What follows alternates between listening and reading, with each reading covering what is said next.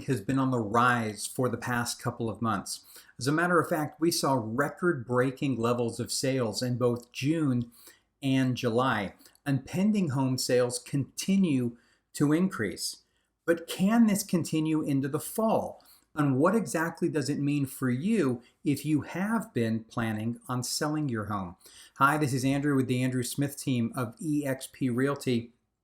And this is probably no surprise if you've seen any of the reports we've done over the past 2 to 3 months. We've been talking about the fact that since the lockdowns of the pandemic were eased, the real estate market has just taken off.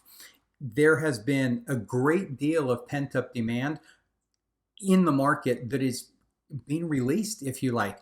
It was there before the lockdown began, and rather than pour water on a hot market, the pandemic, in essence, seemed to just fuel it. It added gasoline to that fire.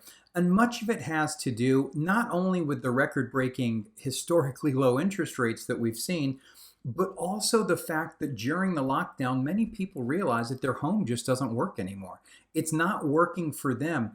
And with working remotely and being able to work from home becoming more and more common, and it looks as though that is going to stay for the foreseeable future, people have begun to realize that their existing home isn't meeting their needs. It's not doing what they need it to do. So they've started looking in other areas to make a move. There's people moving out of the cities to try and get more space in the suburbs, and others that are realizing that we need another home office, or we need a place that's not only can be a home office, but it can be a home school. And so all of those factors are helping to drive or continuing to drive the real estate market. So the National Association of Realtors has a pending home sales report. It's actually known as the Pending Home Sale Index. And it is a forward-looking indicator, meaning pending home sales or homes going under contract are an indication of what future home sales closings will actually be. And based on those contract signings, that index rose 5.9% in July to a level of 122.1. So what does that mean? Well, amongst itself, not much. But to give it some perspective, an index of 100 is equal to what we saw for contract activity back in 2001. So a little bit of a historical perspective. A level of 100 we saw back in 2001. We're running at 122.1 right now. In addition to those contract pending sales or that index going up, it makes sense that the actual year-over-year number of contracts pending also increased. As a matter of fact, on a national average, they rose 15.5% over last year's numbers. Locally here in Frisco, Texas, we almost matched the national average exactly. We rose 15% in August. So our contract sales, or our contract signings, I should say, were up 15% year over year. Right next to us in Prosper, for instance, they were up 32.9% year over year. So what does all of this mean? Well, anyone that's been in the market for a home or has been out looking for a home, you know how difficult it's been. There's not a lot of inventory out there right now. So how does that play into it? Well, earlier on, I asked if this could continue into the fall.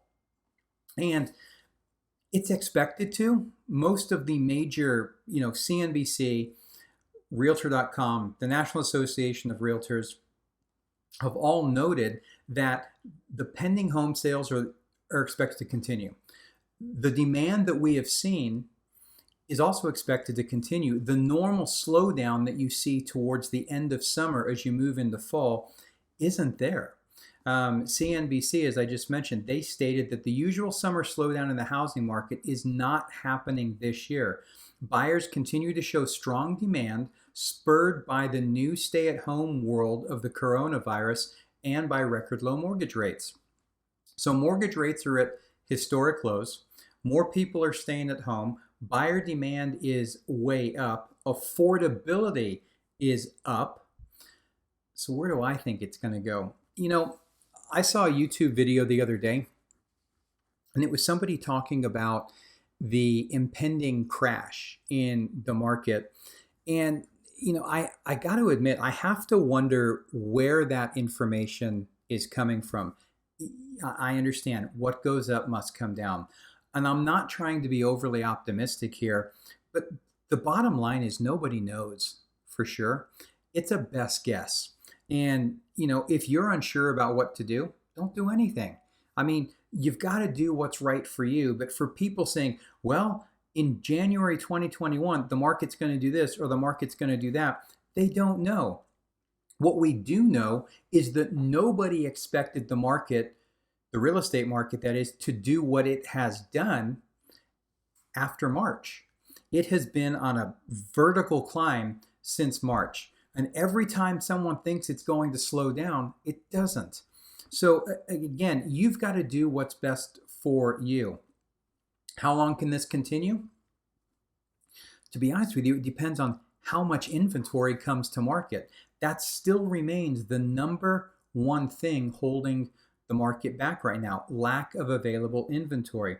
So as I mentioned, pending sales in Frisco are up 15% year over year, but total number of homes for sale are down 50% year over year. In Prosper, so I mentioned 32.9% is what pending sales are up, but the number of homes for sale, 49% lower than where we were a year ago. So that inventory is key on how long this can actually continue. And again, with interest rates being low, it's just continuing to fuel it as we go forward. So if you've been considering selling, it might not be a bad time. If you'd been considering it in the spring or maybe early summer, there's a lot of demand right now. As a matter of fact, 9 out of every 10 homes that are listed are going under contract relatively quickly, assuming that they're marketed and priced correctly. We're seeing multiple offers on certain properties, not all of them, but certain properties. That varies from price point to price point, but the market continues to be really strong. So if you've been thinking about selling or you're curious about what the buying market looks from if you're in the market to buy, please feel free to reach out. I'm happy to answer those questions for you, no obligation whatsoever, and help provide you the information that you need in order to make the best decision for you and your family.